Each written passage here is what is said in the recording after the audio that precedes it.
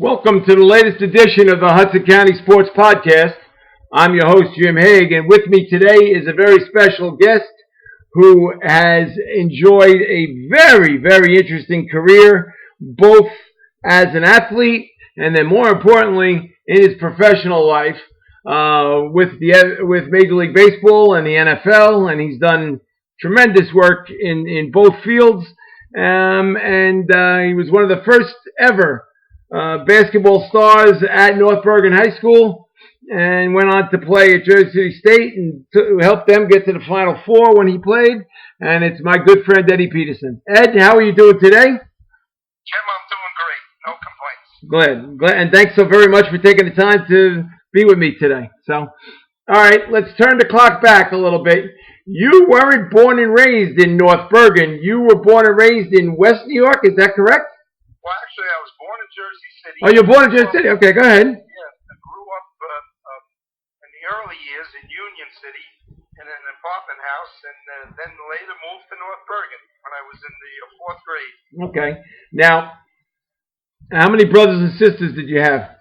I have a younger brother and an older sister. Okay. All right. So you were basically had to serve as being almost like the guiding light to your brother and sister about when it comes to sports, and more importantly too, was Dad interested in sports? Did you follow in your father's footsteps maybe a little bit? Oh yeah, my dad loved basketball, played basketball, and he grew up in West New York, and unfortunately died in his late 40s. Died young. Wow. He was a great guy and just a great father. Okay, and how old were you when your father passed away? Well, I was just in college, starting college. So wow. I guess 17. Yeah. Boy, that must have absolutely devastated your family and especially your mother, because she probably wondered where she was going to get the money to pay for college. Yeah, well, I was working a couple of jobs, and thanks to Ollie Gelston, who was my coach, Jim, that he helped me get a work scholarship, and also out of financial need, and that really helped me, take care of my payments and do what I had to do to take care of my tuition. My mother worked a full-time job, and my mother and father had a great marriage, and unfortunately, with my dad passing away, it ended much too early. Sure. But I was pretty fortunate growing up with a great mom and a great dad. Okay. Now, when you made the decision to go to North Bergen High School, it was a brand new school, correct? I mean, it was only open for about 3-4 years. I mean, actually, Jim, I was in the very first graduating class and caught the first pass at North Bergen's school football history. You caught the first pass? Yep, in the history of the school against St. Cecilia's, who, as you know, years before had been coached by Vince Lombardi. Sure. So you caught the first ever pass in North Bergen High School. Wow, that's and Coviello was the coach. And he was a great coach and a great friend, and we just had such a great friendship, all through high school and the rest of the years that I had the honor of spending time with him. Okay, and how wild was that to be able to be coached by the legend Joe Coviello? By the time you got to North Bergen High School, he was already a legend. He played, he coached that 1946 Memorial team, undefeated, that was like, quote, the mythical national champion. They didn't allow a single point that year. He won mythical state championships galore at Memorial, so he was a legend by the time you got there, right? He certainly was a legend, and proved himself to be a legend at North Bergen as well. Okay. All right. So he was the football coach. Who was the basketball coach at North Bergen then? Well, I was blessed to have a great basketball coach as well, and Matty Sabello. Wow, Matty. So Matty was the first ever North Bergen basketball coach then, huh? Yes, and had the dual role as athletic director as well. Wow. See, there's something. I knew Matty well, and I never knew that he was the AD. Never knew that he was the first ever coach at North Bergen. All right, let's turn the clock back a little bit, Eddie, though. Talk a little bit about growing up first of all, in Jersey City. You said you lived there until, How No, old? well, Fourth. actually, my family lived in Jersey. When I was born in Jersey City, but my family moved to Union City, and I grew up mostly in Union City. Went to Robert Waters, and had a chance to spend a lot of time with a great Hudson County sports legend, Randy Shaves. Oh my gosh, he was on your team? No, well, Randy was ahead of me a couple of years when I played in Emerson. Oh, okay. Our coach was Harry Brooks. Your kid. Wow! Oh my God! What a great pair that was. You got to play. Randy Shave was there, and Harry Brooks, who played in the NBA. That's a great combo. Just just a great experience being around both of those guys. Yeah. Okay. And where did you when you lived in Union City? Where did you live? What part of the town? Well, I lived on 811 27th Street. It was an apartment house, and it was right around the corner from where Randy lived, and right around the corner from Robert Waters Schoolyard, where Tommy Heinsohn and all Togo Palazzi and all these famous great basketball players would play basketball in Robert Waters Schoolyard. Okay. And I hate to ask, was Henry Finkel even a thought in your eyes at that time? Was he a player? I mean, he must have stood out like a sore thumb. Yeah, well, I knew Henry because Henry delivered fruit for the Corvo Fruit Market on Burger Line Avenue. this giant guy riding a bicycle with the basket on it filled with fruit and delivering fruit. And Matty Sabello got him to play basketball at Holy Family, and that was the start of a great career, and we became such good friends, Henry and myself. I went to see him play when he played for Dayton down at the Palestra, and just a wonderful guy. Wow. Okay. See, and he's got more championship bling that's laying around his house than any other human being alive. I mean, he must have had, I think, about 9 NBA championships during his time with the Celtics. Yeah. Jim, it's amazing when you stop and think about it. 3 Union City guys right there, Henry Finkel and Tommy Heinsohn, who played for the Celtics, and then you had Togo Palazzi, who was a legendary basketball player in Holy Cross, and right, coached up there for years. I mean, and Harry Brooks, who played Harry played for the Knicks. Yeah, and Harry played at Seton Hall. Yeah, great baseball player and basketball player. Those are all legends, and you got to be with them all at the same time. That must have been a great. Did you know Tommy Heinsohn well, Eddie, at all? No, but my father-in-law, this is a small world, delivered bread for 37 years. And delivered one of his co-workers with Tommy Heinsohn's father. Wow, okay. So the next time I talk to Tommy Heinsohn on the phone, I'm going to say, hey, by the way, my friend Eddie Petersen's father used to deliver bread. Oh, no, your father-in-law, right? Yes. Yeah, your father-in-law delivered your bread. He helped, your father-in-law helped Tommy Heinsohn grow into the body that he had as an NBA player, see? Yeah, well, his dad delivered the bread, too. So okay. They both were in the same business.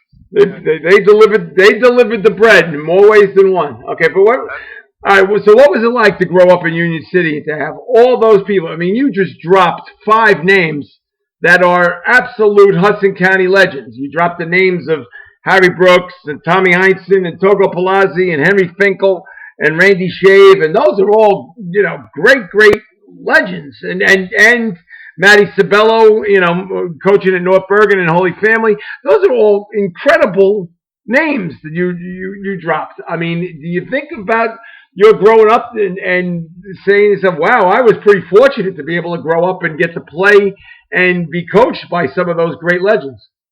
No doubt about it, Jim. Union City was just a great place to grow up because you had people like Pet Novotny, John Mangianti, Vito Diorio, just wonderful people that just did so much for the youth and were just great coaches, great role models, and great lifetime friends. When I retired from the FBI, Pet Novotny was sick. He drove up with Bobby Fazio all the way up to Bear Mountain to be at my retirement. I mean, that's the kind of... Is that really true? Wow. Yeah, I mean, it's just wonderful people. I agree. Every one of those. Well, every one of those that you mentioned And Vito Diorio and I had a very, very good. He was Jimmy. Jimmy. It's Vito. Listen, and then that's all it took was listen, and bang, he was rolling off about something that I wrote and he didn't like, and he would just, he rip into me like nobody else's business. Well, Jimmy, I think one of the funniest stories was Vito, the little Bobby Hurley and little Danny Hurley would drive him nuts because he didn't want anybody on the court. And Robert Waters, that's where they played their high school games, Emerson High School. Right. He was the athletic director, and he didn't want anybody on the court. And every game that they played, these little Bobby and little Danny Hurley would be running out of the court. He'd be trying to chase them off. Maybe get one more shot in before he chased them off. And he used to say, "Those Hurley kids, they drive me nuts." Yeah. Little did he realize, they become two of the greatest players and the coaching legends in their own right. Right. Yeah.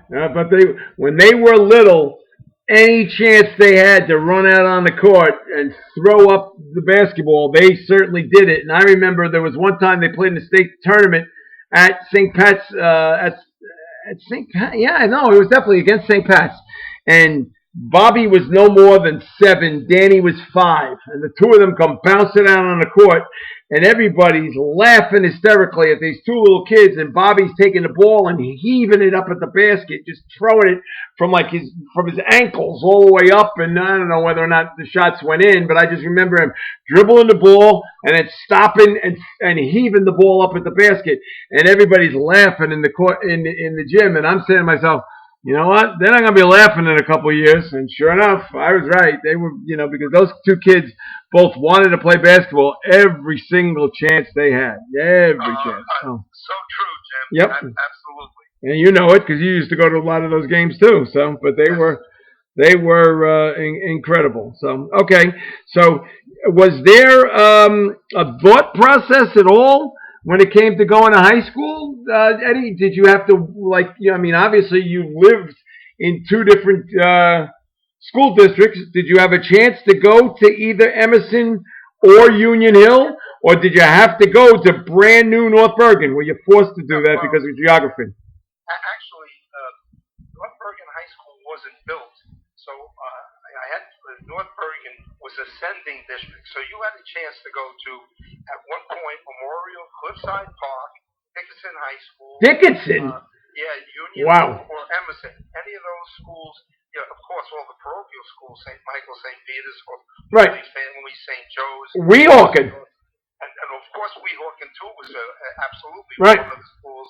Because Danny Gabinelli, one of the greatest players to ever play from Weehawken, was from North Bergen, way up there, up near Nungas's. Yeah, so many great plays. Frankie Mello's, Hall of Fame athletes, all played at different high schools, because North Bergen at that time didn't have high school till 1961. Right. So I had my choice. So where were classes held, Eddie, when you first went to classes at North Bergen in 1960? When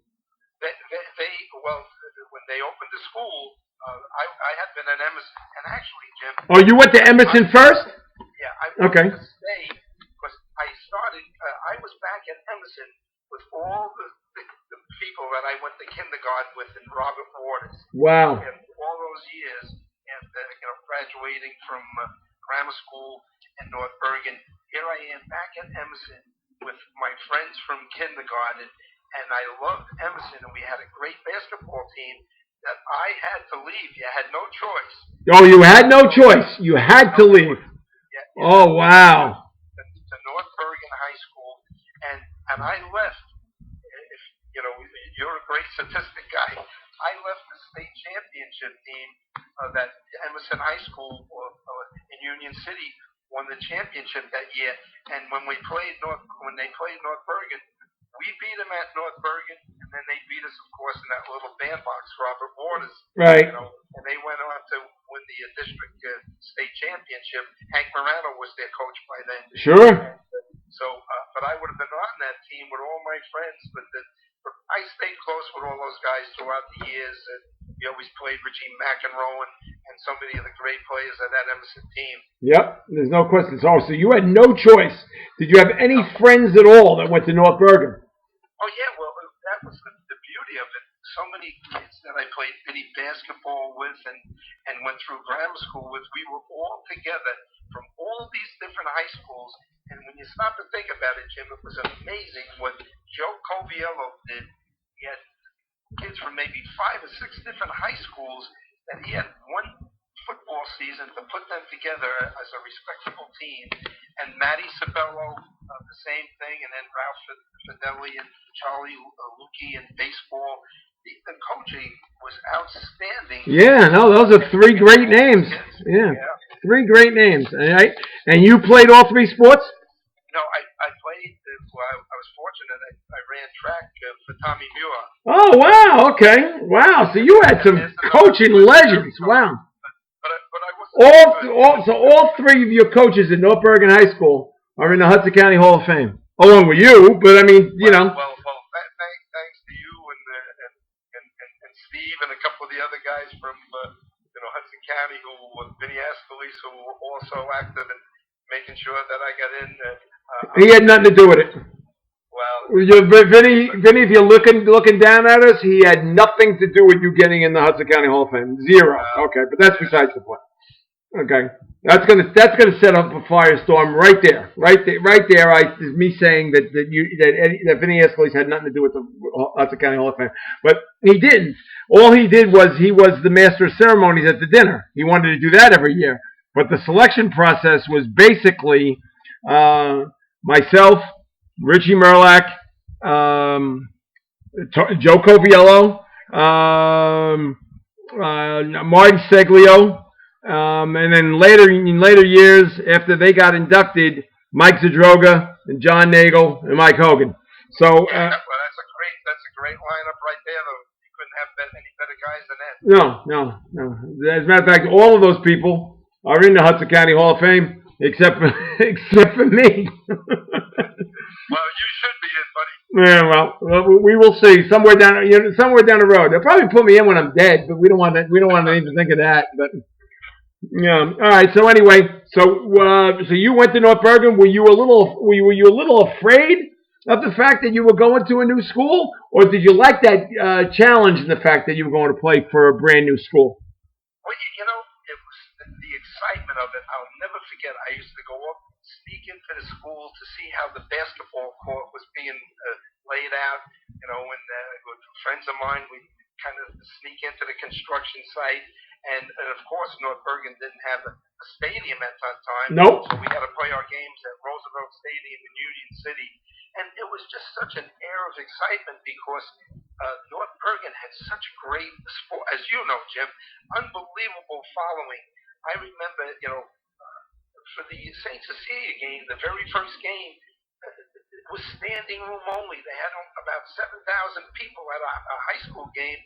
At North Bergen's first game, wow. Our first basketball game that we played at home, it was standing room only, and that gym held 1,600 people. Wow. So it was. And where did you play? At Emerson? Well, no, they had North Bergen had a high school gym. Oh, no, North Bergen had a high school gym already. Okay. Yeah, it was a beautiful, brand new gym. Wow. State of the art in those days. It was great experience. Nothing better than the smell of a brand new gym, isn't it? I mean, when you walk in and you smell the hardwood and you smell the lacquer and you smell the varnish, and oh my God, what a great smell that is when it's a brand new gym. And you're right, Jim. Yeah. You're bringing back great memories because that's just the way it was.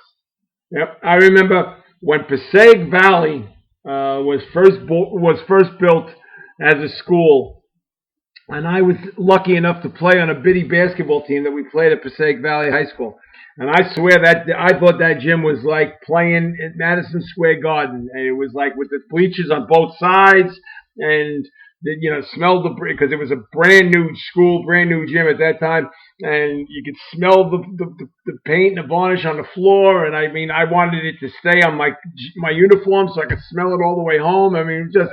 Whenever there's a brand new building, and John Gertie was the star at Passaic Valley at that time. Great player. Great player. Went to Davidson. He averaged about 40 points a game at Passaic Valley. So there were Gertie posters and pictures all over the school, all over the building. He was a great player. So. Oh, great player. You know, Jim, you got to remember, we played our games. Emerson played in Robert Waters Grammar School. Union Hill played, and throwing nickels down from the balcony at you in Denver's high school. It was. They threw nickels. They threw nickels down from the balcony on the floor. Yes, yeah. Matty Sabello said, "We're going to be going into that cage. You got to get ready. You got to be tough because the Denver's kids the Hoboken kids are tough kids." Which he was right. They were great competitors, and they'd be throwing stuff at the team bus when you were leaving. After the game. Oh my God! Nickels, huh? But that's where we played, and then when everybody came up to North Bergen High School, they're playing in this huge gymnasium. Yeah. I mean, it was unbelievable. Cliffside Park played in a little bandbox, and those teams were very difficult to beat in those little gyms. But when they played in the big court in North Bergen, it was a different story. Yeah, no, you must have trained well, because with the big gym, like everybody else probably got winded and tired, and if you guys were used to it, that was a huge advantage for North Bergen because nobody had that gym like that at all, No one. State of the art gym, and Matty Sabello prided himself just like Bobby Hurley on conditioning. He made sure that you were physically in shape. In the fourth quarter, when other teams were getting tired, we were still fresh. He made sure we were in great physical shape. And did he have a deep team too? Did he play like 7 or 8 and 9, players? And did that help as well? Well, in those days, Jim, as you remember, so many of the coaches only played about 7 guys. Right. They didn't really, platoon the substitutions in there. Like some of the coaches do today when they're pressing full court. In those days, Matty expected you to be prepared to play the whole game and not get tired. Right. Hey, when St. Michael's of Union City started to get good, they won the 1 year. And I've written about that. They had 7 guys on the whole team. 2 of them couldn't play a lick. So every single game, it was 5 guys. Yes. 5. And they called them the Union City 5. And it was no joke because there was only 5 guys that played. The other 2 guys were just there for show. They probably even when they won big games and blowouts, they only played 5 people. So, but that must have been a great time to play basketball in Hudson County because you had so many schools. And from your standpoint too, you didn't play the Jersey City schools because you had to concentrate on playing just the teams in the north, right? Yeah. Well, actually, we did play. I remember we played Snyder, and we did play Bayonne, and we played. Oh, you played Bayonne, okay. Yeah, we wound up playing them in the in the state tournament, and they had a very good team. They wound up knocking us out of the state tournament my senior year. But I mean, like you said though, Jim, the competition in Hudson County, I mean, that was the mecca of basketball. And you reminded me, 1956. I remember Billy McGee telling me, I think Hudson County had 4 or 5 teams in the state championship. They had the Union Hill had the 1 to 5. They had the Holy Family won. St. Peter's Prep, I think, won a state championship, and either Memorial, all these teams from Hudson County were winning the state championships. It was the mecca of basketball in the 50s and the 60s, and then, of course, what Bobby Hurley did throughout the other decades. Right. Unbelievable. Astounding. But back then, in the 50s and 60s, like you said, there were a ton of talented players, and I'm trying to think. I think it was the 56 team or the 56. The first team All-State team was all 5 guys on the Newark Evening News All-State team, and either 56 or 57. All 5 were all from Hudson County. Yeah, no surprise, Jim. Yeah, that's for sure. Yeah, it was incredible. So, how about, like, how competitive was it for you guys being a new school and trying to fit in and playing, against these Hudson County Giants? Well, I'll tell you, I think everybody was hungry, and when you play for coaches like Joe Coviello, Matty Sabello, I mean, you can't be anything but competitive. Otherwise, you wouldn't be out there. Right. It's that simple. So, you're blessed when you play for great coaches and you have great teammates, and that's what it's all about, as you know, Jim. Okay. And you had a great career in North Bergen. And correct me if I'm wrong, you were and still remain the first 1,000-point scorer in the history of North Bergen High School. Is that correct? Well, no. No. All right, I apologize. Yeah, 1,000-point scorer at the Jersey City State, but North Bergen, I only played the 1 year. So. Oh, you only played 1 year in North Bergen? Yeah, because I was transferred as I was a senior. Our team was almost all seniors that had transferred from all the other schools. Oh, wow. That must have been hard for you then. You played, and where'd you play? 3 years at Emerson? Yeah, I played at Emerson, and again, I left the team that won the state championship. Oh, my God. At Emerson, so that was kind of a difficult thing to do, but yet I wouldn't trade anything the way it turned out because, if it wasn't for Matty Sabello, Jim, I probably may have not even gone to college. I'll never forget it. You'll enjoy that. Why is that? Why is that, Eddie? Why would Matty Sabello? Go ahead. All I did in high school, my mother and father worked. All I did was want to play basketball and did not concentrate on my grades. Is that true? Really? You, of all people? Wow. Well, later on, I became a very good student, but not through high school. And Jim, you'll enjoy this. Matty Sabello, the coach from Vermont, Matty talks him into coming down to see me playing, again, one of my teammates who was a great player as well. And after the game, he talks to Matty Sabello, and Matty Sabello tells me what his quote was, and it was such a great line. Matty said, this guy said, he loves your game, you got a good game. He said, but you'll never get in Vermont. He said, because your grades are like good golf scores. He said, your grades are like excellent golf scores. And Matty said, you see that? He says, I've been telling you should be studying. So, if Matty was the one. And correct me if I'm wrong, Eddie. There was a huge connection with Hudson County kids going to the University of Vermont, and there was another school up there. Yeah, St. Michael's in Vermont. St. Michael's in Vermont, because of Wizard Massarelli. Is that correct? Absolutely. Wizard was one of my best friends. We would have dinner once a month down at John Mangianti's house with all these sports legends from Billy McKeever and Bobby Aiello of Hudson County, great from Memorial or Water. Sure. Great baseball player. Ended up being the fire chief in West New York. Yeah, and John Mangianti would cook, and Sandy Corso, a football legend, would help him. How about this for a small world? Sandy Corso ended up moving after he got married, and where did he move?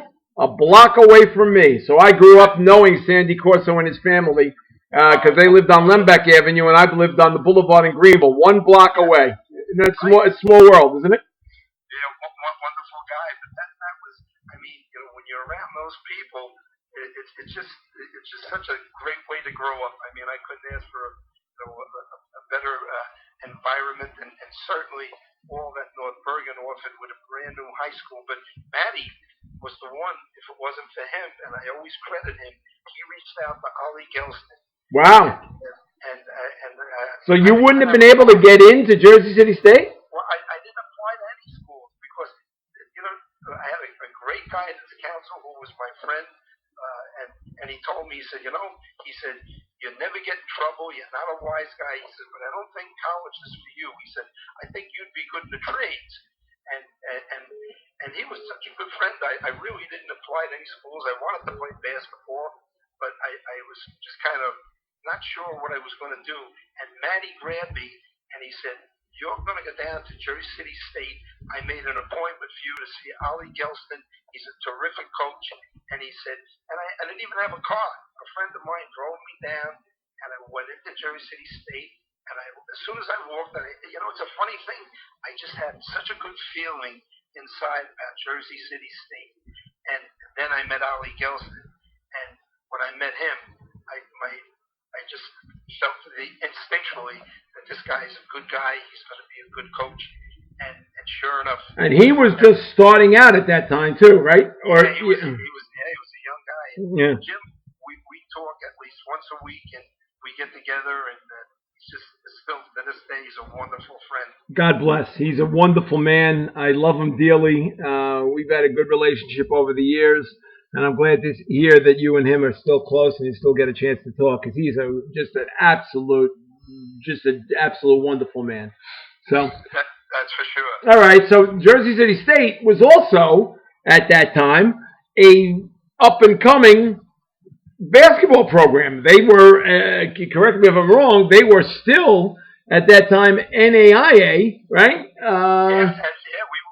absolutely. And you weren't able to play in the NCAA Division III tournament, so you were just an NAIA school. So, all right. So how difficult was that, knowing fully well that you were playing against, I can't say inferior competition, but not at the level where you could have been playing against Division III schools that were long established? Yeah, well, Holly didn't duck anyone. I mean, we played all the schools that would play us. We played every year. Morgan State, we played Maryland State, and we would beat all these teams, and we won and that was a great, as it is today. It's probably one of the best conferences around.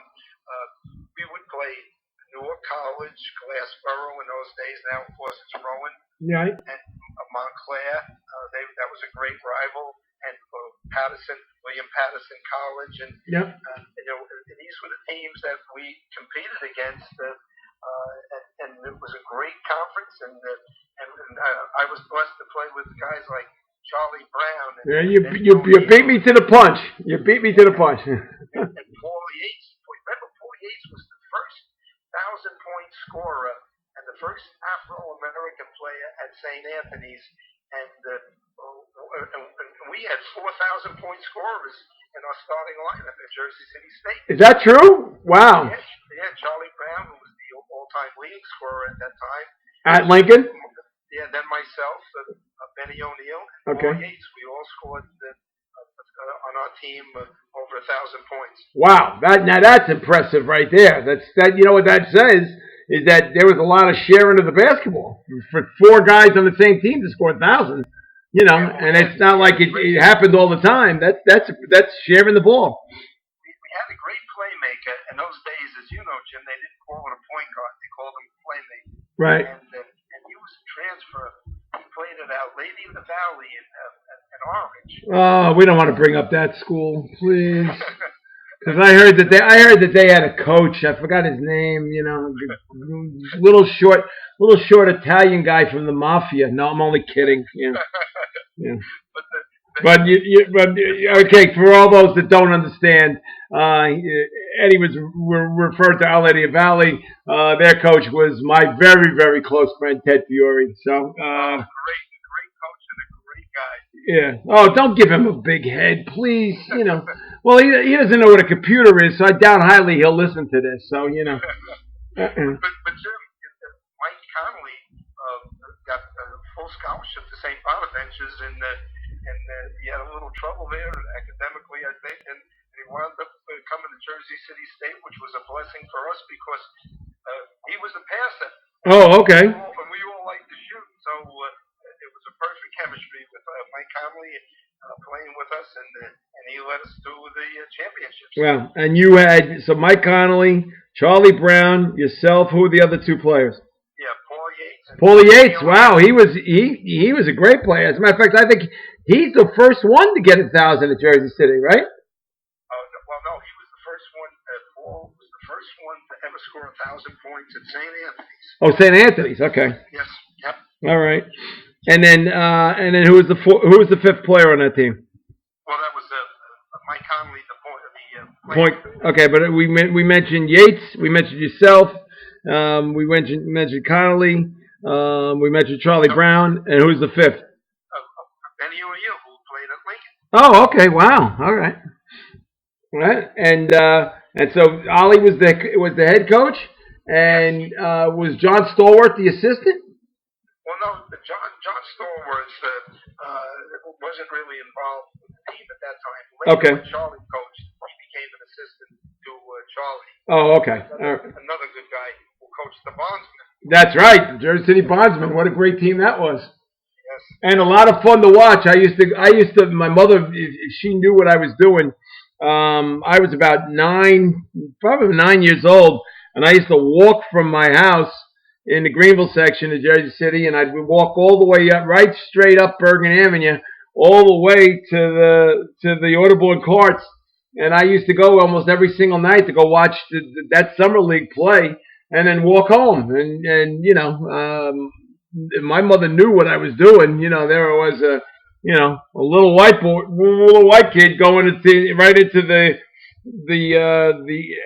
inner city and going to watch those basketball games. She would have had a canary, But I wanted to go watch the games, and I got to see guys like Charlie Brown in his 30s playing and still dominating, and John Stallworth coaching that team. You got to remember that Charlie Brown was a star in the Rucker Pro League. Yeah.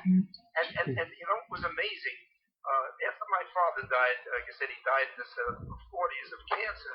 My mother became the head of the Hudson County Cancer Society, and she was involved and so active in North Bergen. And she says to me one day, she said, "Do me a favor." She said, "I can get the mayor will give us the gym. Why don't you set up a benefit basketball game? We'll have the cops will be playing one game, the preliminary." So here's what I did, and you're going to love these names. I got Vinny Ernst. Wow. Isabella was the coach. Okay. I got John Wendelkin. Wow.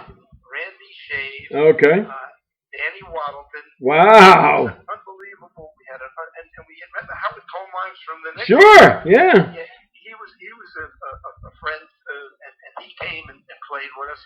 And what's his claim to fame? What's his claim to fame? Well, he was a terrific player. Yeah, but what was his claim to fame with the great Knicks team? No, what was it, Jim? Oh, he was the one that was part of the deal that they got traded and brought Dave DeBusschere to the Knicks from the Pistons. That's right. Yeah. Yeah. That's a good recall. Yeah. So listen to this. So we have this benefit basketball game, and guess who? And where was the game played? At Jersey City State? I called Charlie Brown, and we're going to play the Bondsmen. And guess who they had? They got Cleo Hill. I mean, they had a great team. Wow. So many guys they had about 3 or 4 guys that played. They had Jerry Govan. Oh, sure. Okay. And you know the whole lineup. And the one white guy they had on their team was Mike Rooney. as you can remember. And it was a great game. They had a big crowd. The Cancer Society made a lot of money. And after the game, we all went back to Little Guttenberg, Matty Sabello's bar, yep. Charlie Brown, the whole Bondsman team, and our whole team. We all went back, and I mean, because we were all such good friends growing up. Sure. It was just such a great memory. But the Bondsmen beat us. As good of a team as we had, the Bondsmen beat us. Well, because the Bondsmen played as a team like 80, 90 games a year, so they were, and. Talk about run and gun. They were run and gun before that was known. Like they were up and down the floor. Another guy who played with the Bondsmen a lot in the late '60s, early '70s was Dennis Mo Layton from Weequahic, who ended up playing for the Knicks. You remember him at all? Yeah, great player. Oh God, lightning quick. Player that you would remember prior to Mo Layton. Because he was another Hudson County legend, great all-county football player, great basketball player, went to Loyola first, and then was on the great St. Peter's team, was Harry Laurie. Harry Laurie, sure. Oh, he was, I don't know what sport he was better at, football or basketball, I mean, he could throw a football 70 yards, Harry, and just a great basketball player, and great competitor, and just a terrific guy. And he could run the 100 and back then it wasn't the 100-meter dash. He used to run the 100-yard dash in under 10 seconds. I mean, Harry was an incredible athlete, incredible. And it can't be a nicer guy. He's just a phenomenally nice guy. Absolutely. So, let me tell you, it was a little bit of a disappointment to lose, but you couldn't lose to a better group of guys and a great team like the Bondsmen. Oh, Bondsmen, like I said, they were Jersey City's class team. And everybody said, oh, you know what, that they're inner city and Bolton Noise. They were a basketball team like nobody other, and they played, like I said, 90 games from the end of the college basketball season through the summer. I mean, and it was incredible how many games they played, and they traveled all over the place. It wasn't just they just didn't play in Audubon Park. They played all over the place. They were John Scores and Charlie Brown. They wouldn't duck anyone. They wouldn't be afraid to play anyone, as they proved up in the Rucker Pro League with Charlie playing against all the top NBA players up there in that league. Without question, and he more than handled himself. There's no question. So yeah, Charlie was still playing competitive basketball against kids that were like 19, 20 years old, and Charlie was in his 40s. I can't say he was 45, but he was in his 40s, like 42, 43, and still playing for the Bondsmen in that league in Audubon Park. That's how great of a player Charlie was. Great memory. I mean, Charlie brought up a team from Jersey City, a little bitty basketball team with his son Mark Brown, and they came up to Emerson to play against my son Eddie and their bitty league team. Oh wow! And I gave Mark Brown and Charlie pictures from those days when they came up to Emerson, and who would ever think that the career that Mark went on to have up at Siena, and of course pro basketball overseas, sure. Yeah, and then Eddie. And your son had a great career, yeah. Yeah, up at Yale, and they became friends when they were growing up, and it was really special, two former teammates to enjoy watching their sons grow up and become friends and play basketball as well as they did. That you know what? That's a great story, and that's true because both Eddie and Mark were incredible basketball players, following in the footsteps of you and Charlie. That's just amazing. It really is amazing. So, all right. So, so you played through your college days, and you had a great run at Jersey City. You went to the Final Four. 1 year, I'm going to say, I'm guessing 66. Is that the year you went to the Final Four? Actually, we didn't go to the Final Four, but we did, and Jim, it's such a great memory. We won 2 back-to-back games where we had to beat Maryland State at the buzzer, and we beat Plattsburgh at the buzzer, which enabled us to go to Kansas City to the tournament where Willis Reed played the same tournament as us. Yeah. Willis Reed and Lucius Jackson from Pan American played, of course, was a big star for the 76ers. And that man was an absolute physical specimen. There's not. He was scary to look at. That's how good it was. He was just an absolute beast. He was 6'9", 260, and if everybody thinks that LeBron is a physical specimen, man, Luke Jackson was it. He was just wow. You know what's funny? Our president of Jersey City State met him and told him he should come to Jersey City State. He's looking at him like, Luke Jackson said, "Yeah, okay, yeah, right." You're right, but this is a funny story. It was the first time that every single player on the Jersey City State team, Paul Calcino, Tommy Gleason, Bobby Eldon, Charlie, Benny O'Neill, every one of us, it was the first time that we were ever on an airplane. Oh, is that true? Not one guy was ever on a plane before that day. You talk about no silver spoons on that team. No. Or at the school, and it was just such a great experience because. So were you terrified? When you got on a plane? I was excited. Oh, you were excited. Okay. But I can tell you right now, a couple of guys were not happy about flying. Yeah, no, I can imagine. Okay. But it was those are the experiences that as a kid growing up in an urban environment. I mean, you just cherish that a moment like that. you just don't know when things like that are going to happen in your life. And it was so exciting to compete in that tournament, and it was just a great memory.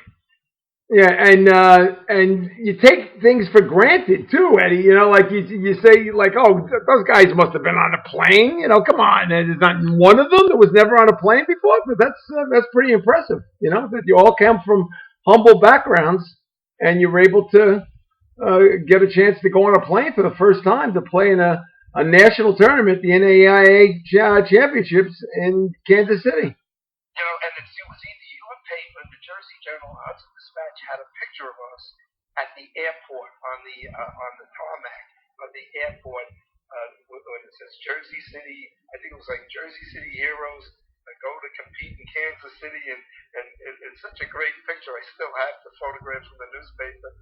Just such a great memory when you think about it. Yeah, it had to be the Jersey Journal because we didn't care about the Hudson Dispatch didn't care about Jersey City State at all. No, only kidding. I'm just busting.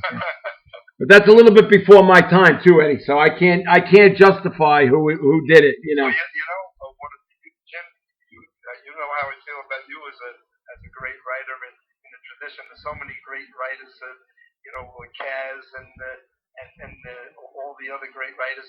But Carl Martin probably wrote one of the greatest sports articles when we won the championship to go to Kansas City. It was so, in those days, we don't see that today. Do you remember the way they used to write up even JV games? Oh, it was unbelievable, the coverage that went on between the Jersey Journal and the Hudson Dispatch. Box scores. Every game had a box score. Every game. Full boxes. So bad today for the athletes today. When I look at I never kept the scrapbook, but my father did. Then I guess my brother and my mother picked up after that.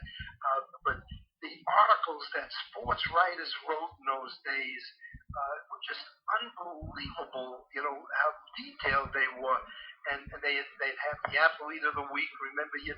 Of course. Drawing. Yeah. How exciting that was to get the cartoon drawing. Those were special days, and we had three papers actually more. You had one of my own. Right. I think we had the Jersey Observer, the Jersey Journal, and the Hudson Dispatch, and it was that was a great era for coverage of sports. Without question. Without question. I just hit the cusp of that when I joined the Dispatch in 1986. But I grew up reading the Hudson Dispatch every morning, and it was a running gag in my house. My father used to say, "Helen, don't let the kid get his hands on the paper before I do, because it'll never be the same." And still to this day, the broadsheet paper, I never can ever fold it back the right way. I always fold it backwards, and I fold it, and I never put it back the way it was. And my father used to be so livid over the fact that, Helen, don't let the kid touch the paper. And then sure enough, I did. I read it. And I'd put it back, make it look like I didn't read it, but I forgot how to, to put it together, and he'd be like, all bent out of shape that I screwed around with the Hudson Dispatch. Well, Jimmy, stop and think about it. How lucky were we? We had the Hudson Dispatch in the morning, yep. The Jersey Journal in the afternoon. Right. We had writers like Freddie Cramo, and then, of course, personalities like the Fa, who was just in a world of his own. Right. He would come up to Emerson to watch he was there when all the five kids, scored 1,000 points. Eddie Ford would come in. He goes, "I'm coming up to see the boys from the borough." He was just such a character, as you know. Very well. How lucky were we to have, sports writers like that was so descriptive. And of course, you fit that mold later in the years, with the articles that you wrote. It was just great for kids growing up in that environment. Well, you back in your day, okay, you had guys at the Dispatch first. Lud Shabazian was the sports editor, and Bobby O'Connor, and oh God, can I keep going? You mentioned Carl Martin, God rest his soul, and Small World. How about this? Carl Martin, in his later days in life, he lived in Washington Township in Warren County, all the way out in western Jersey, and he used to hang out in the bar, and who owned that bar? My brother. What are the odds? What are the odds on Carl Martin hanging out in a bar that's owned by my brother? And he didn't know it. Yeah, the voice of Madison Square Garden for a while there too. Sure, yeah. And I'm trying to think who else. Oh, Arnie Leshin and all those guys that worked for the Dispatch back then. Mike Spina. I mean, they all worked for the Dispatch back. George Korologis went from the Dispatch to the Jersey Journal. I mean, it was a great era. And then the Jersey had guys that never left. I mean, Jack Powers was the sports editor, but then you had guys like Mike Rowan, Wayne Witkowski, Mike Hogan. I mentioned him again. I'll mention George Korologis. I mean, they had, and once they got into the Dispatch, those people, I mean, the Jersey, they never left. They were there forever, Mike Spina, those guys, they're all great writers. I mean, just that they brought the game to life in the newspaper for you. It was great. And you just made Spina's day because he's now going to listen to this and say, "Oh my God, Eddie Petersen mentioned me." So He was a terrific writer. As there wasn't a guy that you mentioned, and I mean a great editor like Ludd. I mean, these guys, when you think about what they contributed, I mean, in those days, people didn't have computers, they didn't have social media. Yeah. Your sports page is what people. I remember my good friend from childhood when they had the Emerson Union Hill football game every year. Yep. I remember going with him.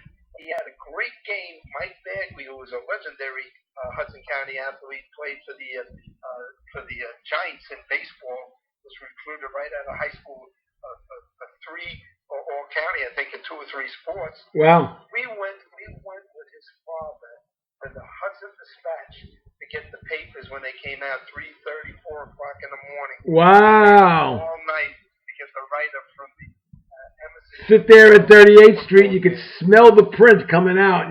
Like you just sit there and just smell it as they were printing the paper. And then they moved. They moved the plant strategically. They moved it away from 38th Street. And where did they move it to? 39th Street. They're right around the corner, right there in front of Washington School. It was right around the corner from the famous Hudson Burlesque Theater. Yeah, that's correct. Yeah, right. I didn't go to the Hudson Burlesque Theater, but when they turned that into the bottom of the barrel, though, I used to go there a lot. Some great memories. But imagine waiting till 4 o'clock in the morning, get the papers. The guy on the platform would throw a couple of papers our way, and we'd take him and read about the Emerson Union Hill game, and then we go up to Westfield to Wall Bakery because we knew the hot rolls would be coming out around 4:30, 5 o'clock in the morning, and get the hot rolls out of the bakery, and we're like kings reading the sports section like 5 o'clock in the morning. Eddie, that's a great memory. That's really a great memory. So, all right. So now you had a great career at Jersey City State. You had a lot of fun, and basically too. What probably made that team as memorable as it was is that it was extremely racially diverse. And at that time, you think about it, all the teams were either all white or all black, or maybe you had one straggler here or there in different teams. But that Jersey City State team that went to the final, that went to the NAIA playoffs, had three black guys, 3 white guys, and a Jewish head coach, right? Oh no, Ollie Gelston was not Jewish. Ollie was Catholic. But I'm saying that was about as diverse of a team as there ever can be, right? And I have to say, Jimmy, there wasn't a prejudice bone and with any of these guys. Charlie Brown, Benny O'Neill, Paul Yates came to my house for dinner. And Paul had a big family. I went to Paul's house for dinner. I went to Charlie's house. Mrs. Brown, Charlie's mother, was just a wonderful, wonderful lady. And you were always welcomed. You're always treated so well. And to this day, that's why we're all such good friends. And one of the first people that called me when my wife passed away several months ago was Charlie Brown. Wow. Charlie Brown had heard of it, and he picked up the phone. And in fact, I was actually at the cemetery making the arrangements. But that's the kind of guy Charlie Brown is. Right. No question. Those guys, they're just special many differences. I mean, Charlie played with the Bondsmen, Right. and I'm playing with with all these white guys, and we compete against each other. And after the game, back to Matty Sabello's bar, Right. where we were friends like we always were. Right. But the back then though, we're talking about the mid '60s, and we're not, just about the Vietnam War is just about ready to blow up. Okay, and yet your team was about as racially diverse as it comes. And how did you think of it as being truly special that you were able to cross the racial barriers and cross the racial divide, and play basketball together? That's a great question, and I'll tell you how it finally hit me.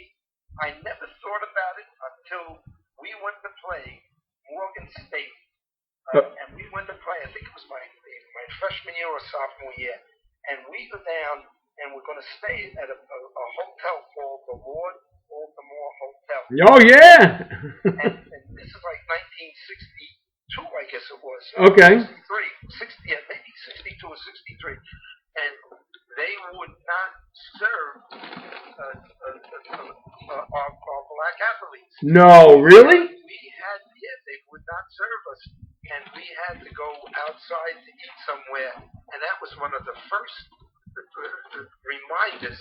I just couldn't get over that because, that was like unheard of in Hudson County. Yeah. So did you walk into the restaurant and they said, sorry, we don't serve colored people? They told Ali Gelston they wouldn't serve our team. Wow. Ali wanted to have like a pregame meal, and we had to go outside. They didn't serve us. Wow. I guess very quietly, that's just the way they did it. And then we played Morgan State, an all black team, and the relationship between Ali Gelston and the coach of Morgan State. You got to remember, like you said, this was turbulent times. Yeah. The Black Panthers, the Black Liberation Army. You had all kinds of racial divides, and the Klan was active in the. You watch that movie Mississippi Burning about the FBI did in the South, and it was unbelievable, Jim. When I think about it, after the game, when there wasn't a white person at the game, and we played at Morgan State, and after the game, the cheerleaders and the coaches had sandwiches for us, hot chocolate, and then when they came to Jersey City State, Ali Gelston did the same thing for them. So guys like Ali, the coach from Morgan State, they did so much for racial relations. They just brought people together, and that's what it's all about. Okay. That was so important. All right. So now your college playing career is over. Did you explore the possibility of playing professionally at all? Did you get a tryout at all, or what? Explain that a little bit. Here's what happened, and I can thank just a couple of guys who were responsible for it. A great legendary player for Ali Gelston, who played up in St. Michael's, Vermont, Al Baldini. Okay. And Shade. Here's what happened. I had a tryout for the Eastern Pro League. I was going to go try out for the Eastern Pro League, and Randy Shave and Al Baldini said to me, "You should try out for the New York Athletic Club." Okay. Great program, and sure enough, I went over, tried out for the New York AC, and this is how fate works, Jim. It's amazing. And I go over there to try out, and who was the other guard trying out for the team but Danny Waddle? Oh my God! and then you had another Hudson County guy by the name of Richie Zacagna. Oh yeah. The three of us make the team, and later I become the captain of the team, and Danny is our guard, and we never lost. We had so many good players. We played. I remember we scrimmaged Syracuse, and we held our own. We beat just about everybody we would play. We played up at the New York Athletic Club, and it was such a great group of guys, and such a great experience playing for the New York AC. But my best basketball. And where were those games played, Eddie? Where? We played almost every game was a home game at the New York. The only game we played away used to play the Quantico Marine team, which had a couple of guys, guys that were trying out for the NBA. Okay. And they had a very good team, and we played. And we also would play once a year at the Spectrum in Philadelphia. We would play at the Spectrum against the Philadelphia Athletic Club. Wow. And that was a great rivalry because their team was composed of Big Five schools, LaSalle, Villanova, and St. Joe's of Philly, and it was all they were all from the schools in the Philadelphia area, and we would play their team, and it was a great rivalry because we had the guys from St. John's, Jerry Houston, and Hank Cluse, and the guys from Manhattan, Matty Lincoln, and Fairfield, Larry Rafter. We had a terrific team, so they were great rivalries, and that for me was that. For me, and the Mount Carmel tournaments were probably the most exciting time in my life, basketball-wise, when you got to play in the Mount Carmel tournament. And the Mount Carmel tournament in Jersey City, in that little tiny gym, used to bring all the big star players into that little gym, didn't it? Yeah, and we our team, we had Robert McLaughlin. I mean, you know all these names. Robert McLaughlin, Danny Walton. We had Vinny Ernst played with us the 1 year, and it was just the competition. We beat the Harlem Snookies team, who had 5 ABA players. Really? And Rooney scored 57. This is before there were 3-point. Right, Rooney said that he scored 50-something points against Sonny Love, and and the guy that was on the team with him said, when are you going to pass the ball? And Rooney said, yeah, when I miss a shot. He had an incredible game. He would get one step within half court, let the ball fly, and they couldn't. They had this great defensive player covering him. The guy's name was Pickles Murphy from the Bronx. Pickles Murphy. Now there's a name. There's a name we can't forget, right? They had all these Stacey Arsenal, all these guys that played the ABA.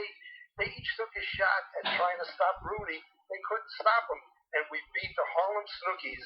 I mean, that was an incredible game. And again, the write-up in the Jersey Journal and the papers the next day were unbelievable. And you know all the guys that played in that. George Blaney, Jackie Neese. Yep. I mean, it was just one. Tony Jackson from St. John's, and all the great players. John Delkin from Holy Cross, and the Hucksteins, and just the great players out of Hudson County. Yeah, just a great. And that tournament, you would never think in that little itty bitty gym they'd be playing, playing basketball in that little itty bitty gym in Mount Carmel, and all those great players that came in.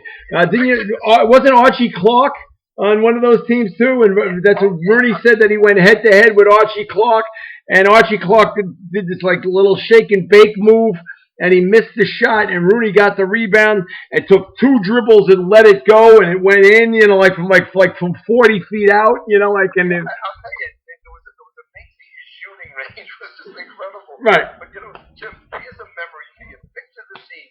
Now you remember the guy who ran that, Dom Matacola. Sure, Dominic Matacola, sure. A wonderful guy.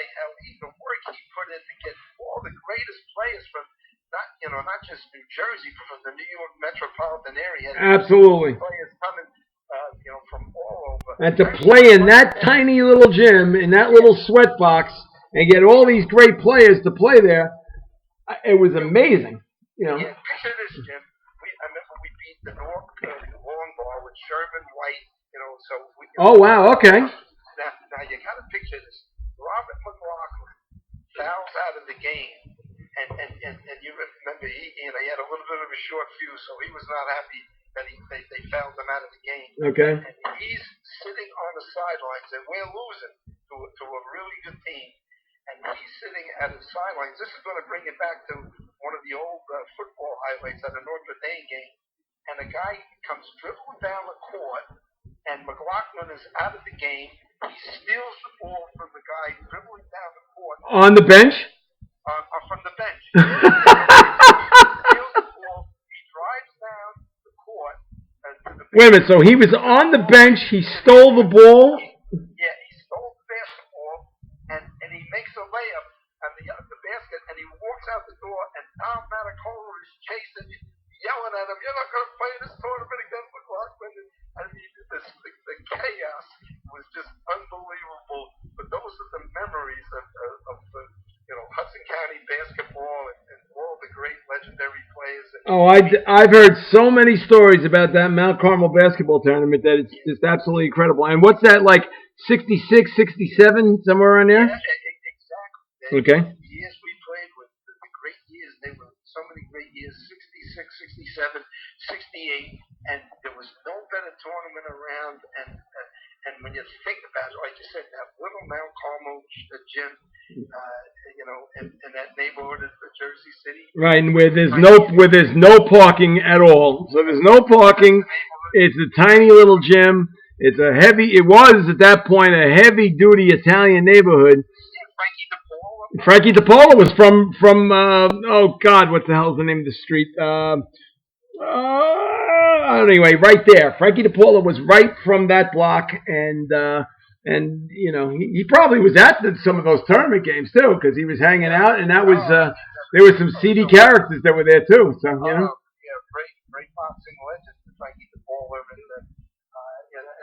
such a terrific memories when you stop and think about it. Those were some of the happiest days I ever had in my life playing basketball. When I think about those moments at Mount Carmel Gym, and it was standing room only for every game, Jim. Well, because it only fit 250 people, so and it must have been like 8,000 degrees in that gym. It must have been hotter than sin. You couldn't breathe, It was the intensity, and because they had the stage. Yeah. The stage was packed with people standing on the stage, and it was just, you could not have asked for, if you couldn't get fired up for a game in that place, you couldn't, nothing could help you. Yeah, no, and that was a great little, and that's where I was born. I was baptized in Mount Carmel. Wow. We lived on Garrison Avenue. My mother and father lived on Van Wagenen Avenue for the first 32 years that they were married, and then they moved to Garrison Avenue for a little bit, and then finally from there, then we moved to Greenville. But I was born on Garrison Avenue and lived there till I was about, I don't know, I guess about eight months old, and then we moved to Greenville. So most of my life was Greenville. I love your story at Eddie Ford's wake about the Greenville Little League team. I mean, that was hysterical when you reminisced about. Oh, you mean play for 4B? Oh gosh, yeah. No, that wasn't Little League. That was 4B. That was 16 to 18, and I got traded imagine there were trades in this league, and I went from the Greenville Giants, who I was supposed to play for, and I got traded to the Jersey City Red Sox because that was the team that the father coached, and I didn't know him. I still used to call him Ed when I was normal, Fa when I got pissed off at him, but most of the time he was Mr. Ford. So so he was always Mr. Ford to me because that's the way I knew we were growing up, right? So, and he the reason why he picked me up in that trade. He looked at me dead in the eye without missing a beat, and I said to him, I said, Mr. Ford, why did you trade for me? He goes, because I knew you knew how to keep score. That's it. That's the only reason why I got picked for that team. What you saw was what you got. Right. I'll never forget it. One of the great all-time lines I've ever heard. I would go down and visit him, when he was in Christ Hospital, and he knew he didn't have long for this world. Okay. And imagine this line. So I go down with the kids because the kids loved him. Every year he would buy all 5 of my children, and I would tell them that we go down to Stan's Sports Hub, and I would tell them, don't get expensive sneakers, and he would tell them, don't listen to your father. I want you to get, whatever the sneaker was, Nike, Puma, Adidas at the time. He would buy them the sneakers every year for Christmas. I mean, what a heart of gold he had. Incredible. So, my kids grew up just loving him. They just thought the world of him. So I went to visit him. He was like Santa Claus. Yeah, but you gotta listen to this. Okay. Is incredible. I visit him at the hospital with my son Brendan and my son Doc. Eddie, I think, was away at school. Okay. And I say to him, Eddie, what did the doctor say? And the doctor was a Jersey City doctor. I forget his name. Imagine this line. Here's a guy, he's just probably a few days away from death, and he says to me, well, he said, the doctor told me, he said, Fa, don't buy any green bananas. Imagine a guy knowing that, he doesn't have long to the world. I mean, to be able to face death with that sense of humor, and that, I mean, that was him. That was him. And what you saw was what you got. There was nothing in between. No, nothing. He didn't put on any air. He wasn't a phony when it came to that. He was you got exactly what he was every single time. Yeah. And the kids would tell me when we go down and get by Mr. Ford and get Johnny Chung's chicken, the chicken place next door. Right next door. Yeah. Yeah, right next door. They caught the fire that time. Yep.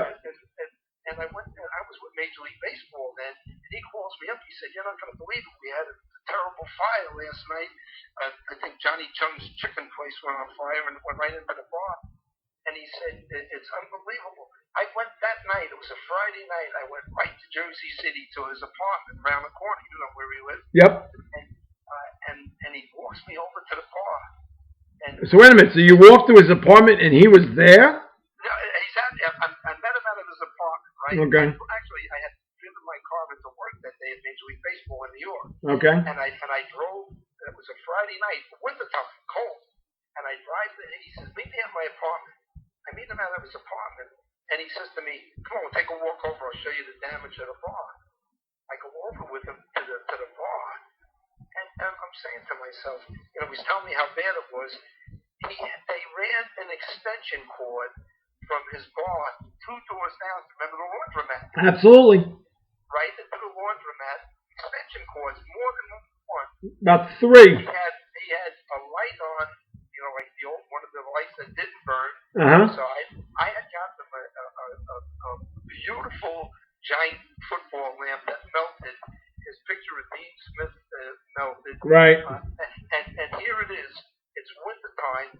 He's got about 10 guys in the bar with winter coats on, and they have 2 barrels with wood burning, steel drums with wood burning because there was no heat, and they're drinking. And I just couldn't get over it. I could never see a scene like that in a million years. And I said to him, "This is incredible." I said, "Your bar's open." It was a major fire. Oh yeah! Oh God! It burned out the whole left wall. The whole wall was gone. There was nothing there. You went right from the bar into the Johnny Chung's next door. Yeah, absolutely. You could walk right into it. So it was crazy. And he says to me, as serious as could be, like what was almost a goofy question that I asked him. He says, "Where else would these guys be on a Friday night?" I mean, they were in their winter coats, drinking and hanging out at his bar. Right. That was so badly burnt. Yeah, I could probably name 5 of the guys, considering the fact that I used to bartend there. So. I'm sure you could. Yeah. Paul was there. Oh yeah. Well, we don't want to mention that.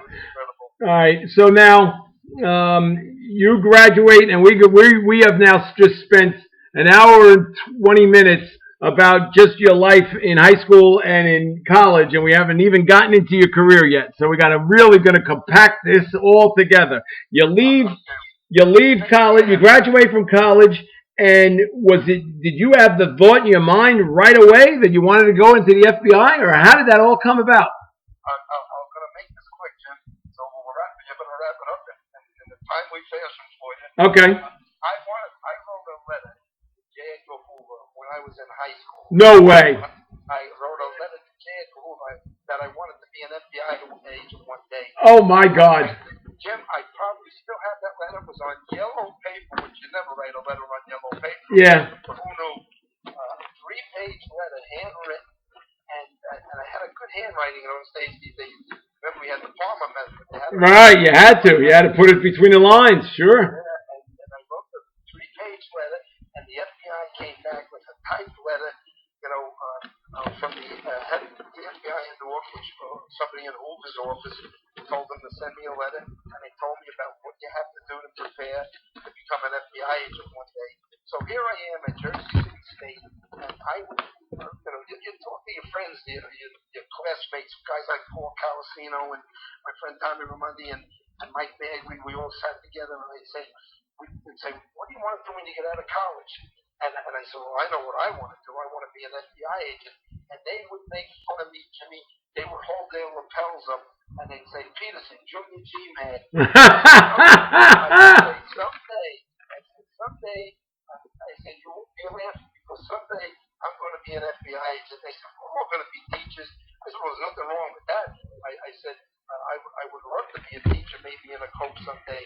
So I figured that was my plan. And sure enough, I graduated from Jersey City State, and I'm teaching back home in North Bergen, which I love teaching. I had taught special education. Okay. And it was just such a great experience, and just such an enjoyable faculty. And I'm there with old friends and teachers and guys like Joe Coviello and other people that you know, and Matty Sabello. And here I start playing, thanks to Randy Shave and Al Baldini, with the New York Athletic Club team. And lo and behold, this is fate. There were 3 FBI agents that were involved with the basketball program at the New York Athletic Club. No way! Oh, that is unbelievable. I'm introduced to them, and I tell them that someday I want to be an FBI agent. Well, they mentored me, and they prepared me to take the tests and everything else, the interview, and the rest is history.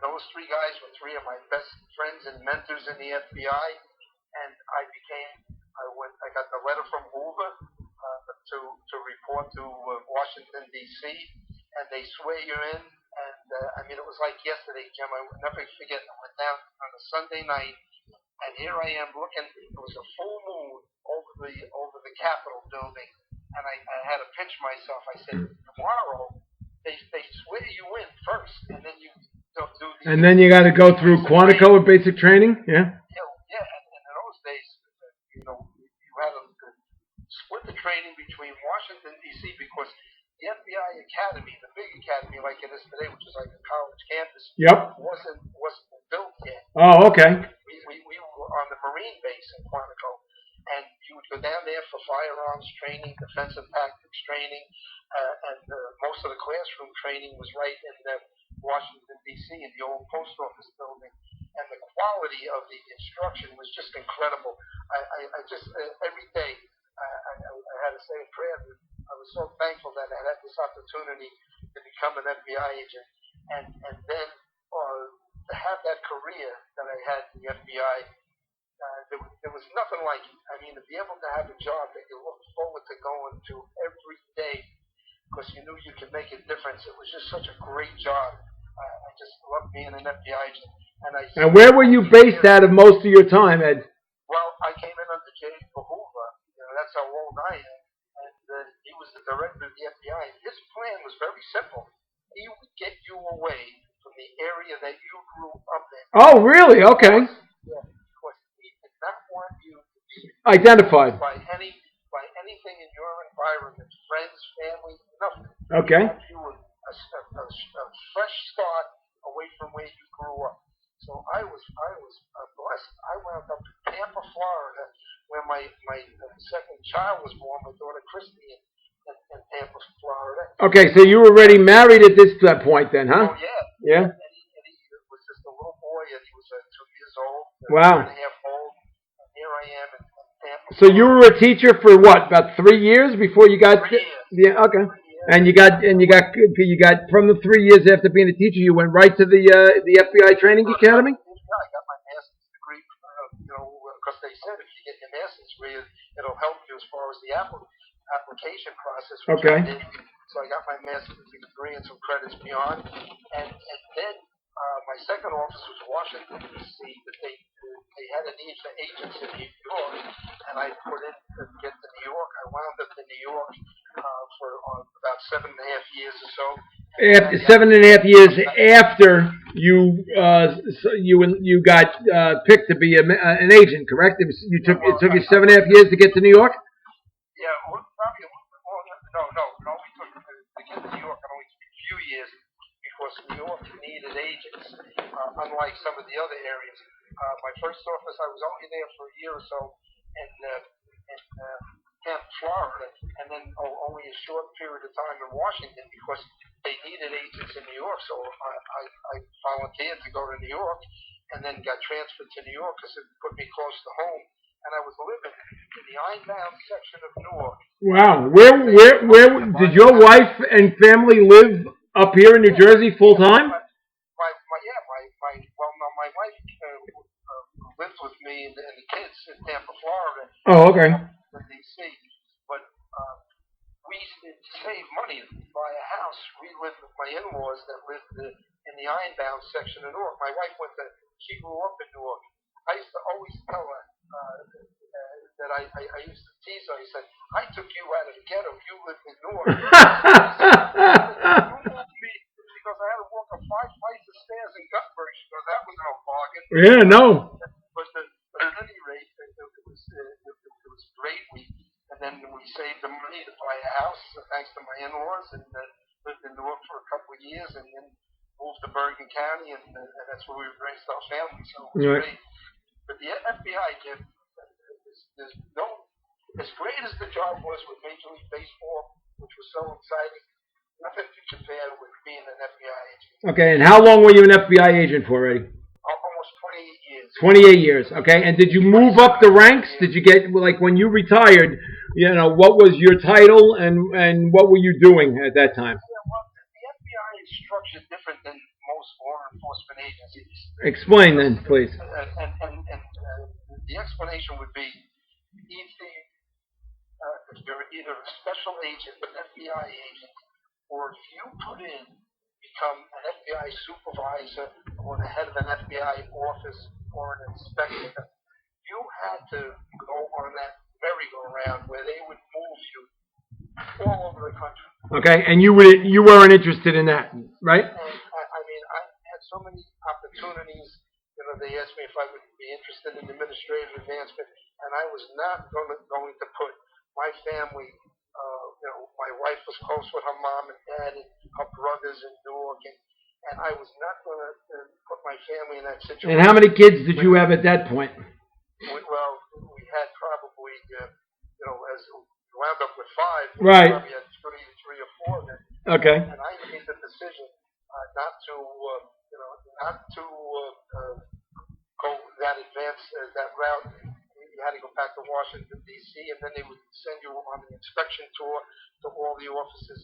I take my hat off to anybody who did that because it's a lot of sacrifice, and I worked for a lot of good bosses in the FBI, but it wasn't for me. It wasn't my cup of tea. Okay. I just didn't do it. All right. So then, what were some of the things briefly? What were some of the things that you did as an FBI agent and becoming a supervisor? What was some of the like some of your assignments? Well, I was very fortunate that I had the opportunity. This is what separates the FBI from a lot of the other federal agencies that all do a great job. The DEA is spectacular, right? CIA and the CIA, yeah. The FBI has. So you have an opportunity to. All right, we lost you a little bit there, Eddie. You didn't. It faded in and out. So explain that again, real quick. Yeah, the FBI has gives you an opportunity to work anything you want to work. If you prove to be a good agent. Okay. I worked a good part of my career. I worked violent crimes, bank robberies, fugitives, kidnappings, extortions. Wow. I had an opportunity to work foreign counterintelligence, espionage. I had the opportunity to work some organized crime cases, white-collar crime cases. So throughout my career... All right. Any notorious criminals that jump off the page that you could say, wow, I investigated, so-and-so? Is there anybody that we know? I don't want to be, pumping up my tires here, but it was just a great being in the right place at the right time. I was involved with the arrest of two top 10 fugitives over the years, some high-profile kidnapping cases, kidnapping of the president of Exxon International, who they killed actually, kept them in a wooden box. Oh God! And being able to identify the people involved in that kidnapping and arrest them and get a confession. And so the FBI provides you with so many great opportunities and all different types of areas to work. And the people that you worked with in the FBI today, my friendships are so strong with so many of the current FBI agents and people that I worked with. They're just, men, women, all different ethnic backgrounds, races. They call it the FBI family, and it really is. They do so much, for people. They never forget the guys that retire, and it's just a fabulous organization. And that's why over the years I've been able to help so many young people become FBI agents, and who've gone on to have great careers. And it's just a great job. I can't say anything more about it. Okay. All right. So then explain, how did you get the first assignment that you had post your retirement with Major League Baseball, and how did that all come about? Well, when I speak to these young high school students and college students who want to one day maybe be FBI agents, I tell them, I said, along the way, I said, you're going to meet people. And the old saying, Jim, you may not get a second chance to make a first impression. Absolutely. I agree with that wholeheartedly. Yeah. Yeah, and I would tell them, I say, over the years, I developed friendships with people from the NYPD, from all these different agencies. And sure enough, when I was eligible to retire, I had some great job offers from FBI agents that I worked with, from people from the NYPD, and lo and behold, one of my close friends in the NYPD was the very first head of the Joint Terrorism Task Force in New York. He represented the New York City PD side.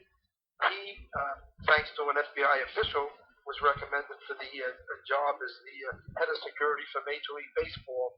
And when I was eligible to retire, he recruited me to become his director.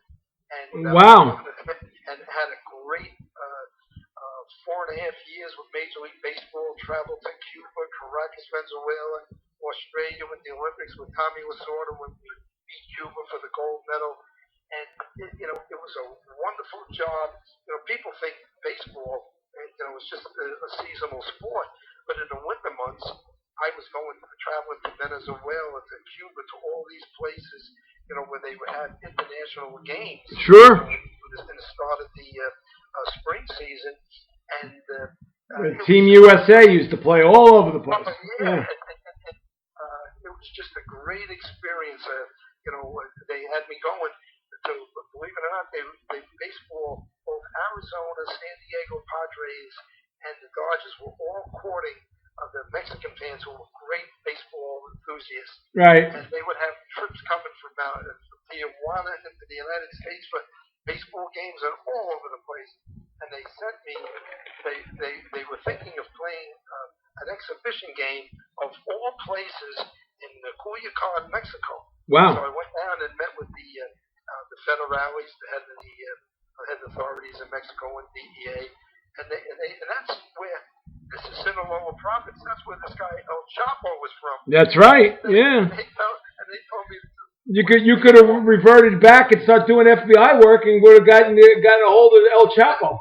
Now, it was hysterical. I'm meeting with the federales and the DEA, and they tell me, what's baseball nuts? We got somebody kidnapped down here. Yeah. So I went back and told baseball, I said, listen, this may not be the place that you want to play in an exhibition game, All right, but at that point, Eddie, you were Fernando Valenzuela was long gone, right? But yes, he was. All right, but the relationship between Mexico and the United States in terms of courting players was excellent. And tremendous, absolutely. Okay. Great play a game with the Mets and I think it was the Mets and the Padres. Padres, yes. In Monterey, Yep. and that was a terrific experience. I enjoyed being involved with that, and it was just baseball afforded me such a great opportunity to travel all over the world and meet such interesting people. We have a tour of the White House every year with the Rookie Career Development Program. That's each year, and they would take three rookies from all 30 teams, 90 players. Wow. And they would have a week, 7 on. It was a great program. My boss was very creative, set it up, and they would have it down at one of the big conference centers in Virginia, and they would bring in former players, and we actually brought in Michael Francis, who was a capo of underboards of the Colombo Prime family, to speak to the players, and he had them riveted to their seats. I mean, just a tremendous public speaker, a great message for baseball, and that was the program. That's where Jeter met A-Rod, and that's where all the great players went through, and they would bring in experts on investments, on tax structure with their money, and we would hire the acting crew from NYU University, and we would recreate scenarios for the players to see, about the dangers of money laundering and being involved with the wrong people, and to bring experts in from the FBI to speak to them about organized crime and how you have to be careful with some of these hotels and the maitre d's and the barmaids and everything else. And it was a great program, and it was so much fun to be a part of. But after 4.5 years, I have 22 grandchildren, and I was missing all these. You have 22 grandchildren. Yeah, and wow. I was missing, Jim. I missed 2 christenings when I was in Australia alone for 6 weeks, and I made a decision that I would, I would leave baseball, and they were terrific to me. They treated me so nice.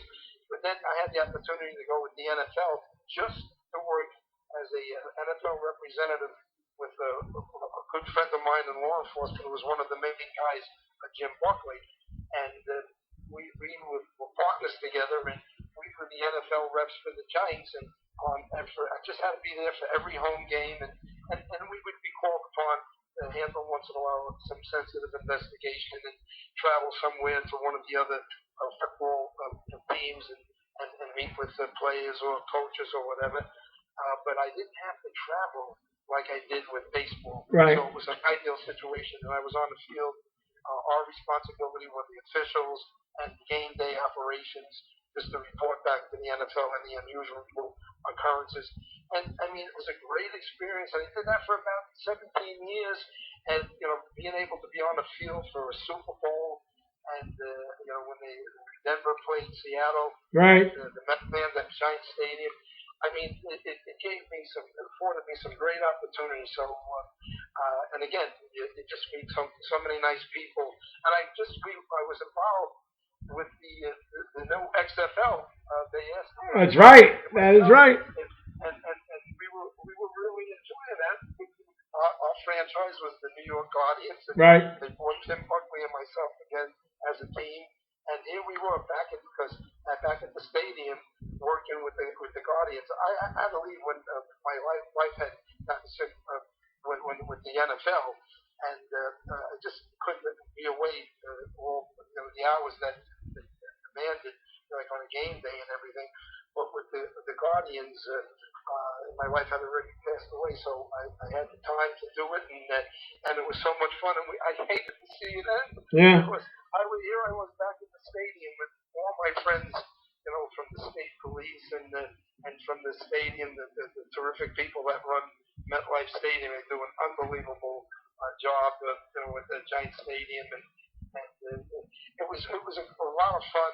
But it ended too early, and just the way things were. But that kind of capsulizes and summarizes everything you needed to cover, I hope. Yeah, no, all right. The one last thing though is you glossed over it a little bit, but it must have been absolutely devastating for you to lose your wife, and especially to lose her how you did. And please, if you can, just talk a little bit about that and your wife's sickness and when did that take place?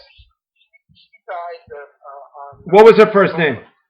Joan. Joan. And I met her. I was a 17-year-old freshman at Jersey City State, and I meet this pretty girl who was a junior, 2 years older than me. Pretty was an understatement. Yeah. So she was gorgeous. You married up, baby. You married up. Yeah, and she had no, there were no shortage of guys. She was just such a pretty and such a nice person. And I started really dating her when I was a sophomore, but when I met her as a 17-year-old freshman. And then 4 years later, when I was 21 years old and I graduated, we got married. And I was blessed to have such a great marriage for over 53 years. God bless. I couldn't have asked for a better partner in life, a better wife, and just a wonderful mother, grandmother, and just a great lady. And but I actually. And how did Joan get sick, and what happened, Eddie? Well, here's the thing, and I have to always say I was blessed because after the birth of our fifth baby, about 6 months later in 1978, she suffered a major stroke. She had a constriction at the base of the brain, and she was on life support. They gave her the last rites of the Catholic Church at Columbia Presbyterian for months, and they didn't expect to live. She had pneumonia twice when she was in intensive care. And how long was she in the hospital for? For probably 2.5 months or so. Oh, wow. Okay. And then she miraculously survived. And when I got her home, she was about 70 pounds. Wow. I had to feed her for months through a feeding tube through the nose into the esophagus, and she survived that. Wow. Wow. And she was fearless. She went on to take the kids. She would take them down to Newark, to the YMCA, for AAU basketball, over to Riverside Church, and then to the games in Harlem. When I was working, I had to work. I was stuck with something with the FBI. I couldn't get out of work. I'd call her up. She would drive the kids over to Harlem, down to Jersey City, So she recovered nicely, right? Yeah. Oh, she really did. But the last few years, she had a couple of falls, and I knew things weren't right. I brought her for all the tests, and the specialist said that she had a series of mini strokes, and it resulted in dementia. And he said it's not. The doctors told me it's not going to get better. It's only going to get worse. And she was prone to pneumonia. She had pneumonia, and she was very frail. But most people, unfortunately, when they have dementia, they're so confused about things. They get very angry and hostile. Her personality never changed. She was always such a kind and thoughtful person, and that never changed. It never altered. And she was so good. I mean, I would bring her down to feed her in the morning, and almost every morning I'd be feeding her. If I didn't feed her, she wouldn't eat, and I'd be feeding her, and she'd say to me, "You're such a cutie," and I'd say, "Well, you're a cutie yourself."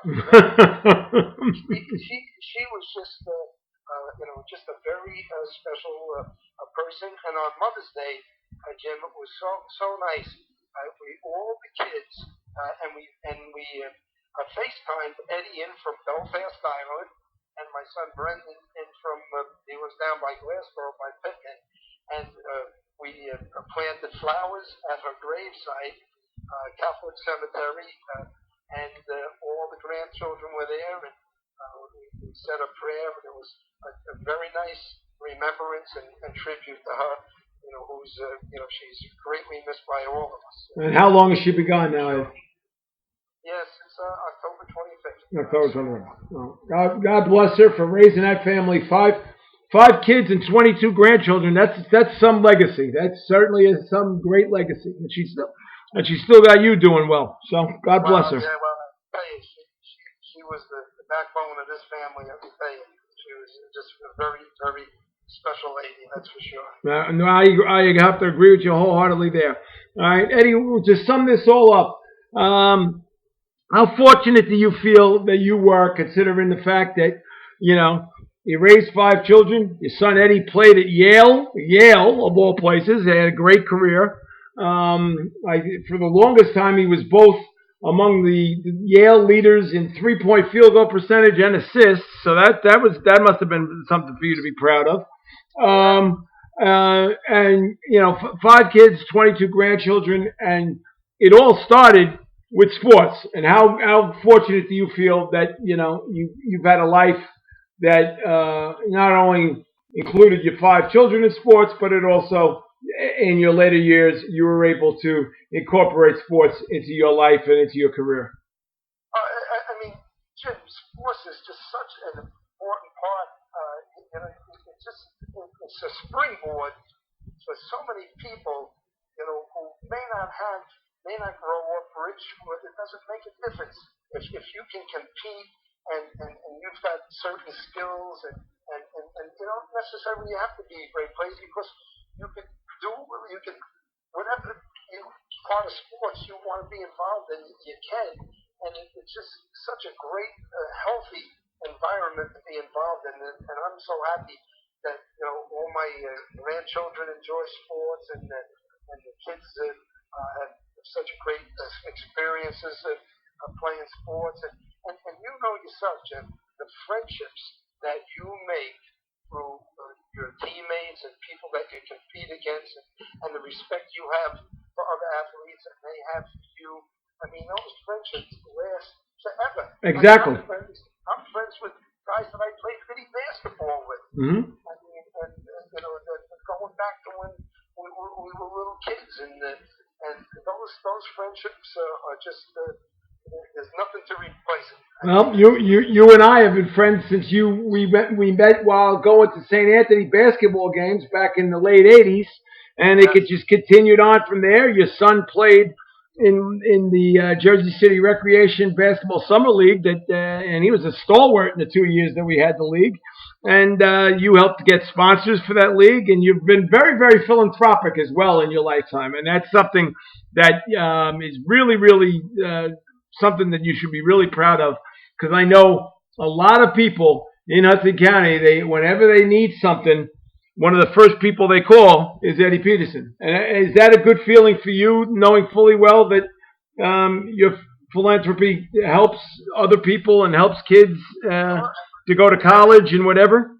Absolutely, Jim. And I'm just, like I said, I'm so proud of over the years helping so many young guys and young women, not only young guys, sure, get into the FBI and being able to do things, because people did things like that for me. So, like I said, if it wasn't for somebody like Matty Sabello and Ali Gelston and so many important people in my life, I may have been deprived of had the opportunities that I've had.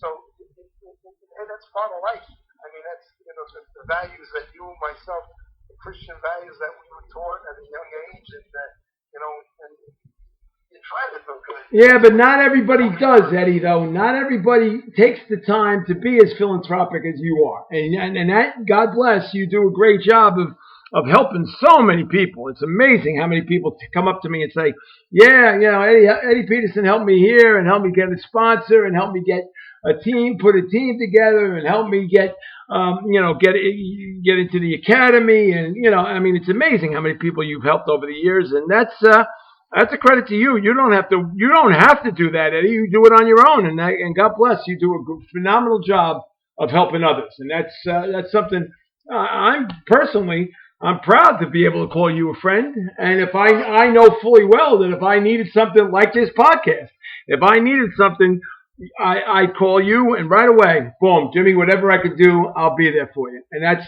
to have that reliability means a lot. It really does. Well, Jimmy, you would do the same thing.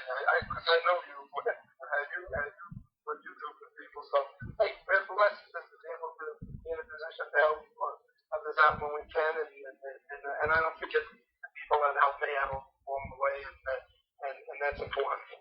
All right. Well, Eddie, I really appreciate you taking the time to talk to me today. It was only supposed to be in an hour, and it's an hour and 45 minutes. So we roll. Thank God there's not a time limit on these podcasts. We could just keep talking and talking. So Congratulations, though. You're not the longest one of all time. Both Ed Stinson and Mike Grinelli went longer than you, so so be proud. That's the company to be in. Very good company. Right. Very, very good company to be in. So, but you represent North Bergen. Those two clowns represent Hoboken. So that's. So Eddie, thank you so very much for spending some time with me, and I hope to see you after this coronavirus dies down, and I can get together and give you a hug like you deserve, because you're a great man, and I'm proud to call you my friend. Well, same with you, Jimmy. Thank you so much. You take care. All the best, buddy. Same here. All right. Thanks, Eddie. Bye-bye. And that was my friend Ed Petersen, who had an incredible career in first at North Bergen High School, then in Jersey City State, playing basketball, and had a 28-year career with the FBI, and then went on to work for both Major League Baseball and the NFL. It's an incredible career from a guy from North Bergen, from humble backgrounds. So anyway, thank you very much for listening today. I'd like to give a special shout out and thanks to my executive producer, Johnny Haig, who's my great nephew, who without him, there would not be such a thing as the Hudson County Sports Podcast. And I keep getting feedback and emails and phone calls and what have you from people that are avid listeners. And I can't thank you enough for taking the time to listen, even if it's for 5 minutes.